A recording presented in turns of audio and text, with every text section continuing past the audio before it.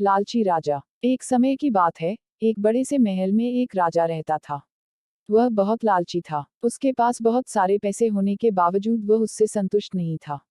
एक दिन एक बूढ़ा आदमी राजा के महल में आता है। वह राजा को एक अनोखा हीरा दिखाता है और कहता है कि इस हीरे से तुम जो कुछ भी मांगोगे वह तुम्हें मिल जाएगा। लेकिन उसने राजा को चेतावनी दी कि हर इच्छा की एक कीमत होगी।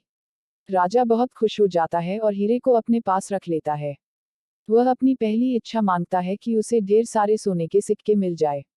अचानक से उसका कमरा सोने के सिक्कों से भर जाता है। लेकिन राजा इतने में भी संतुष्ट नहीं होता है, उसे और सोना चाहिए होता है।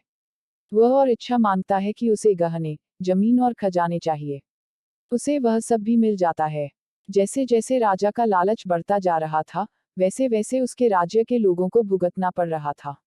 वह सब गरीब हो गए, उनकी जमीन बंजर हो गई, क्योंकि हीरे से मांगी गई इच्छाओं की कीमत उसके राज्य के लोगों को चुकाना पड़ रहा था।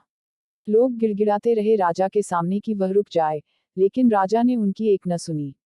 एक रात जब राजा सो रहा था, तब उनके पिताजी सपने में आते हैं और बोलते हैं कि यह लालच उन सब चीजों को बर्बाद कर देगा जिनसे तुम प्यार करते हो। राजा की नींद खुलती है और उसे अपनी गलती का एहसास होता है। राजा ने सभी लोगों को एक साथ बुलाया और अपने आप को बदलने का वादा किया।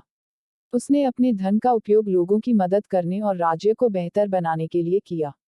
राज्य फिर से सुखी और समृद्ध हो गया।